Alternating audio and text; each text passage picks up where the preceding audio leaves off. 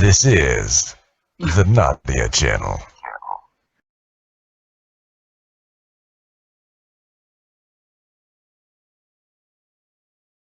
I'm not bothered by it though. It's natural, isn't it? If you're going to tell people the world's run by like reptilians, you've got to expect sort of backlash. Do you know what I'm saying? But... I guess so. Yeah. Here we go. Yeah. The world being run by reptilians will get some backlash on it. Well, yeah. I don't believe I've ever chosen what to believe. Actually, your avatar looks more like what Satan would look like, doesn't it? So what do you think of that, Lucifer? Does that look like you? No, I don't have bones when I'm not in flesh.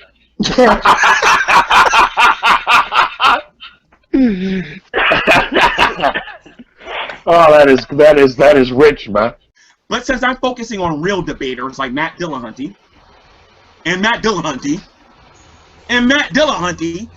and I will be debating whether you like it or not, Matt Dillahunty. Wait, G-Man, who is that now? Matt Dillahunty. That's what they think, but I think that they did heinous things, had some religious epiphany, and that made them feel forgiven for this guilt they obviously carried around. And then I think to myself, okay, well, what do people do where they feel guilt, and what's religion usually hung up on and whatnot? Oh, it's sex, of course. Always. So, you know, and then you think to yourself, okay, well, what criminal offenses are the most underreported and happen and is sexually related to sex? Rape. That's pretty obvious, rape. And then you think about other things, you know, little kids play dinkies and do stupid shit and stuff like that, and you think about some religious dude who screwed his sister when he was 8. And I can just imagine these people and what's really going on in their head in terms of psychoanalysis, but not that I'm a dime-store psychoanalyst, but... No, but that's the truth. That's the truth. I don't make a distinction between supernatural and natural. My notion is that everything is both supernatural and natural. So, like, I'm holding a toothpick in my hand, right? If I drop this toothpick, that is a supernatural occurrence, it moving down. Nadia, you're a layman. You have no knowledge in this subject. You're just sitting here from an armchair.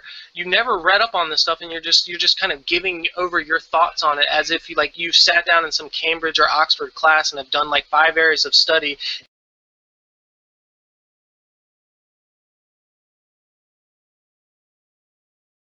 In the future, you're going to get your point across a lot better if you realize that you're already amplified by a microphone and that you don't have to yell or be aggressive. I understand that, and I also understand, that, Rocco, he knows he has a weak argument. He's a hateful person and coward.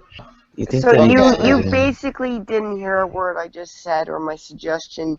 I'm worried about somebody who's on Google Plus. Oh, who's that? Well, there's somebody who anybody who knew him would think that he's at least fairly rational and a critical thinker, and now believes in one of the craziest conspiracy theories I've heard today. Okay, there's a list. So, top 10 crazy conspiracy. And I don't want to speak about it too much because he's probably never going to see this. But I'm generally concerned for him. But he seems to think that, and maybe you'll understand who I'm talking about as soon as I say this, that there's a conspiracy to cover up the true intentions of the Ahmed clock, and because of that, Obama is going to resign before Saturday.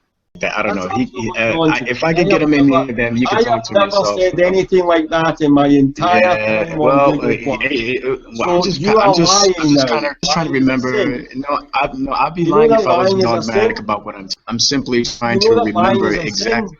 I mean, it's funny. It's funny when you say that. You're gonna. Second of all, if you're cursing somebody's name. Now, if you're going to keep diplomatic ties open, of course you follow common procedures and courtesy. That was all the Heil Hitler was. It was just a common courtesy. It was common courtesy to the ruling party.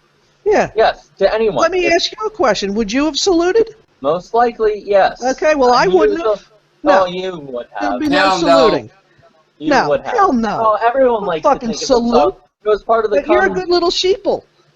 Oh.